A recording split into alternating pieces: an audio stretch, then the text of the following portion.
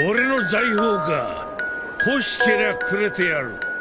探せ。この世のすべてをそこに置いてきた。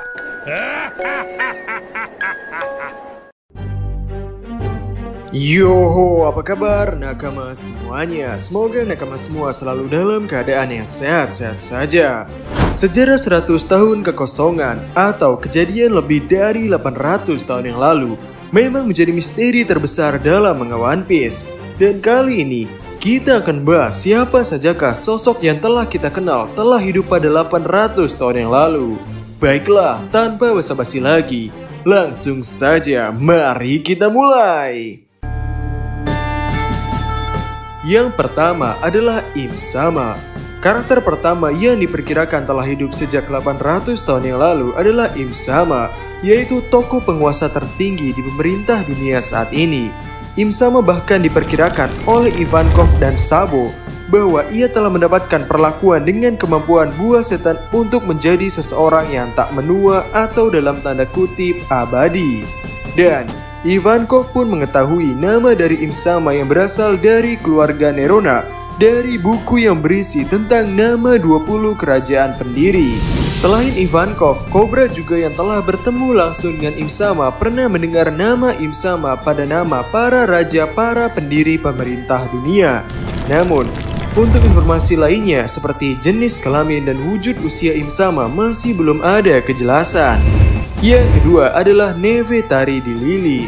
Nefertari di Lili merupakan salah satu dari 20 raja pendiri yang cukup memiliki peran penting dalam cerita One Piece ini, terkhusus bagi Im Sama. Selama berada di antara 20 raja lainnya, Lili sepertinya menyembunyikan nama di ini. Dan nama ini baru Im Sama ketahui setelah 800 tahun berlalu.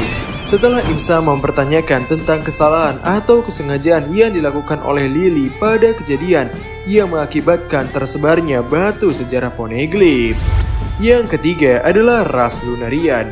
Ras Lunarian merupakan ras yang spesial dari ras yang spesial, di mana mereka memiliki ciri khas memiliki sayap hitam, rambut putih dan kulit kecoklatan. Tidak hanya itu, ras Lunarian yang saat ini hanya tinggal King atau Albert saja dikatakan mereka bisa menyesuaikan diri dan bertahan hidup pada iklim manapun. Ras Lunarian ini dahulu disebut-sebut sebagai dewa dan tinggal di atas tanah Red Line, yang bahkan sampai disebut bahwa ada negeri dewa di atas tanah Red Line. Dan saat ini di atas tanah Red Line tersebut telah ditinggali oleh para Ternubito. Artinya ras Lunarian yang sejak sebelumnya telah tinggal di sana pada 800 tahun yang lalu harus menerima kenyataan punah dan hanya menyisakan King saja. Karena di atas Red Line akan ditinggali oleh orang-orang yang akan mengakui sebagai keturunan dewa. Yang keempat adalah Zunisa. Untuk saat ini kita mengetahui bahwa Zunisa telah hidup lebih dari 1000 tahun yang lalu. Dan di dahulu kala pernah menunjukkan suatu dosa yang mengharuskan Zunisa harus berjalan terus. Dan pada arc Wano Kuni juga diketahui bahwa Zunisa adalah teman seperjuangan dari Joy Boy. Dan saat itu Zunisa datang ke Wano Kuni dan berkata kepada Momonosuke bahwa ia datang untuk bertempur bersama Momonosuke. Namun ketika Momonosuke memutuskan bahwa ia masih belum akan membuka perbatasan Wano Kuni, dengan ekspresi pasrah Zunisa berkata, "Mengerti, aku akan patuh pada keputusanmu. Aku tidak meragukanmu." Jadi Zunisa ini sepertinya cukup memiliki peran penting dalam pembukaan Wano Kuni.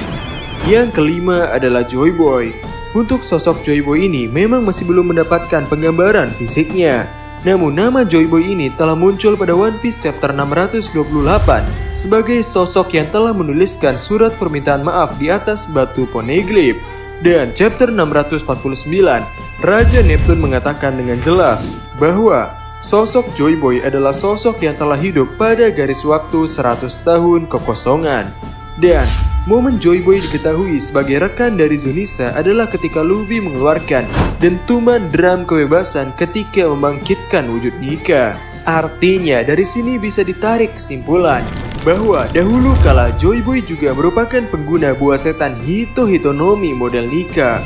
Yang keenam adalah Putri Duyung Poseidon. Dikatakan dalam manga One Piece bahwa Putri Duyung Poseidon akan lahir di dunia dalam beberapa ratus tahun sekali, di mana sosok Putri Duyung Poseidon ini akan memiliki kekuatan yang mampu untuk menghancurkan dunia. Dan seperti pada penjelasan sebelumnya, zaman dahulu Joy Boy mengirimkan permintaan maaf kepada Putri Duyung Poseidon waktu itu karena tidak bisa memenuhi janjinya. Yang ketujuh adalah keluarga Kozuki. Pada chapter 818, Neko Momoshi menjelaskan bahwa pada 800 tahun yang lalu, klan Kozuki adalah klan yang memiliki teknologi untuk membuat batu prasasti yang bahkan tidak bisa dihancurkan dengan cara apapun.